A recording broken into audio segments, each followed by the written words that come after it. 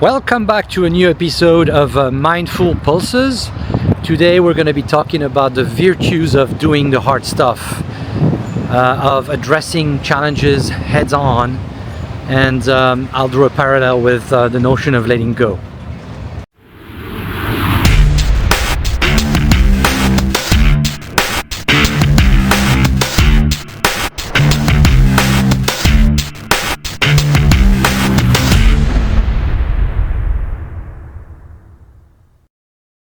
So I want to start this video perhaps on a philosophical note, as I am literally on my way to the cemetery.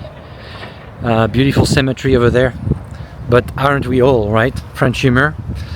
I find them so peaceful and just a nice way to reflect.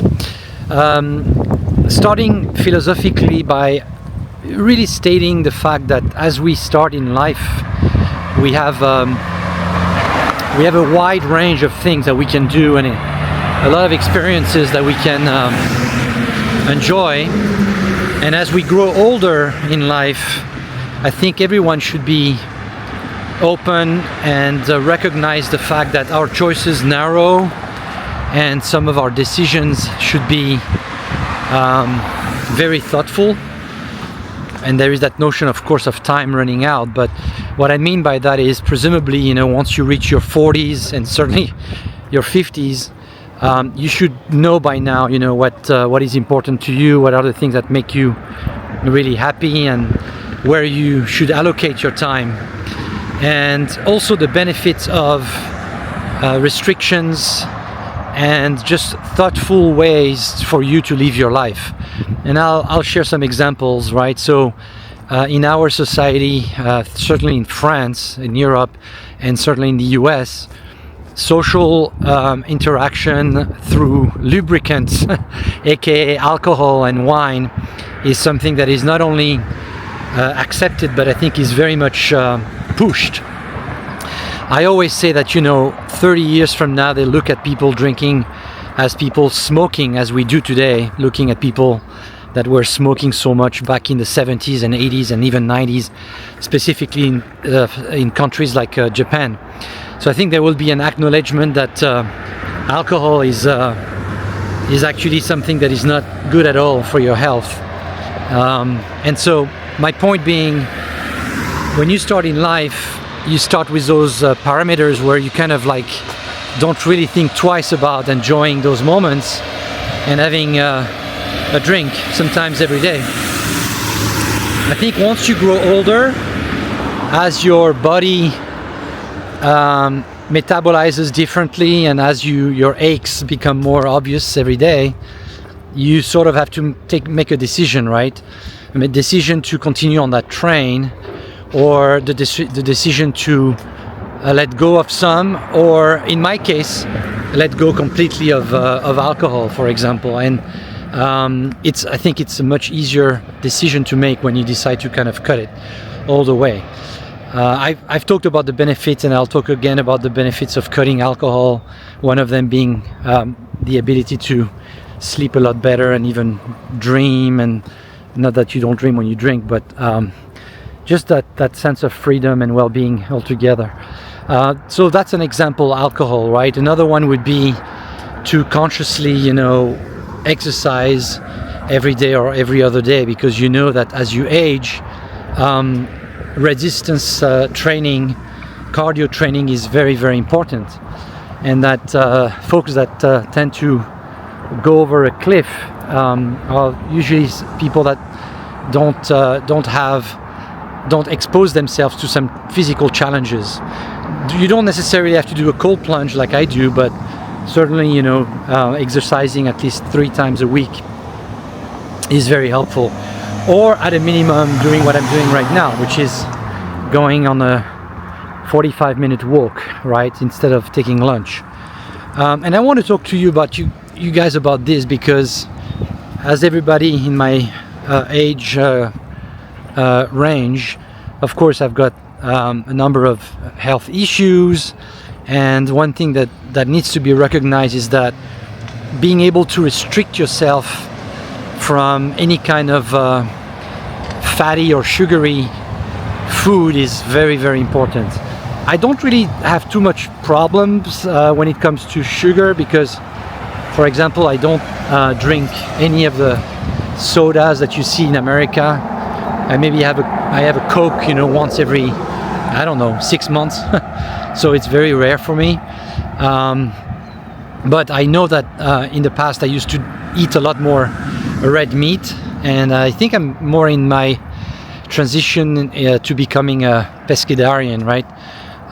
Even though of course it's still difficult at times, but definitely reducing the red meat intake and maybe go for turkey, you know, 97 fat free and maybe 3% fat. So but being able to consciously sort of embrace those new habits as you grow older, it's just a natural process of life. And this is something that I think as you age, you should completely embrace. Not only embrace, accept, and make it something worth living for. When you're younger, you sort of have no limit, right? Ferrari. Beautiful car. So I think there needs to be a reflection.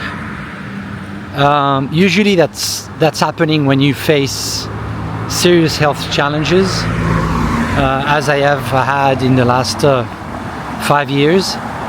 It's really a blessing in disguise, because without those challenges, you know, what willpower really will allow you to take concrete steps to, you know, taking control over your health, right? So I think you always need to be looking at the silver lining, right? Which is, yes, it's tough to deal with health issues. Yes, it's tough to go under the knife and having potentially, you know, critical surgeries, as I have. But if you are humble enough and thoughtful enough, smart enough to appreciate that you're being given a second chance, then look at this as an incredible opportunity.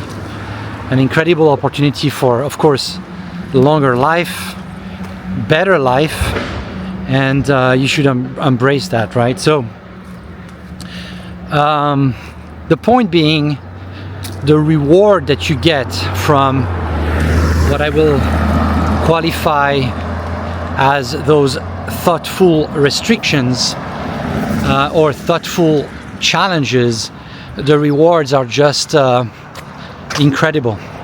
You know, for many years I used to do what's called Bikram yoga, which is 90 minutes in about 104 degrees doing 26 poses, and it was at times excruciating, but you know, the feeling that you had coming out of yoga class was just incredible.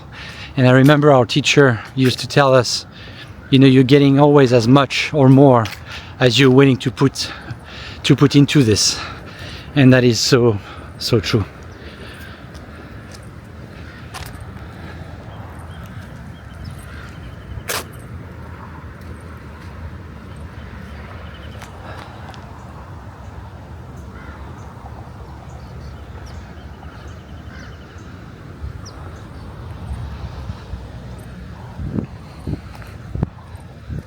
Very peaceful cemetery. I hope all these people had a great life and that they are indeed resting in peace.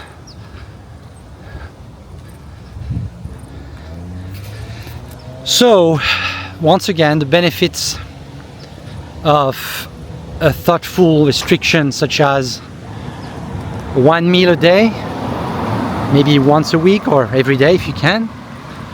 We know from the science is telling us that fasting is really good for you in terms of insulin resistance management, any kind of a diabetes issue, any kind of heart health issue.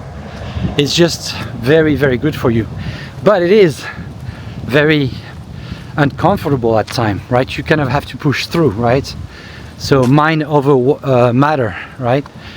That's one example. The other one that's maybe more extreme, of course, is the cold plunge, which has shown to have incredible benefits. So anyway, those are just, you know, little silver linings, little lights that I think are worth mentioning as you enter your second phase, your second life, if you will. And even if you have had no health issues, once you get, you know, to 45 or 40 or 50, you probably should be needing to take a proactive step in managing life, your life, in a better way, so that you can hopefully enjoy the second part of that life and really thrive. So steps like, you know, no cutting alcohol, doing breathing exercise, regular sports, just having meditation, and then of course watching what you're eating. All those things are incredible and incredibly important for clarity and just I think in my case allowing you to be really in the moment as opposed to trying to escape, right? Which is often time what's going on when you are drinking too much, or worse if you have any kind of substance abuse, right? It's also correlated to the people that you choose to be spending time with. So, you know what they say, show me your friends, I'll tell you who you are, or I'll tell you how successful you'll be, right? That can be tough in the case of alcohol, but anyway, one thing is for sure, any amount of effort that you put or anything that you decide to start as a plan to achieve, whether it's what we talked about, what you put inside your body, or the amount of exercise that you decide to take on, none of that matters unless you're willing to do it consistently. Consistency is the name of the game. And so I look at a lot of gurus, right, that advocate a bunch of, in my opinion, nonsensical steps that people should be following.